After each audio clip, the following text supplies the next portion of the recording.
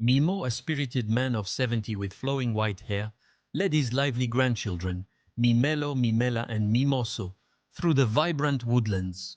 Their laughter mingled with the rustling leaves as they strolled with whimsical friends, elves, fairies, gnomes, and sprites. The old man, with eyes weary yet hopeful, looked up as Mimo and the children approached. His voice trembled slightly as he spoke. May I join your joyous gathering? I have long been alone in these woods. Of course, join us.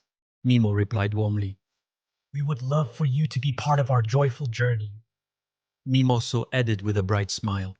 The old man's sadness melted away, replaced by the warmth of friendship and the joy of newfound companionship.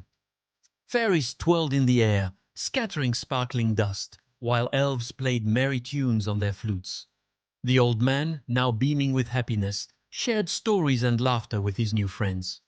You've brought such light to our journey. Mimela said, her eyes sparkling with delight. Mimo gazed at his newfound friend, the old man, and felt a profound sense of fulfillment.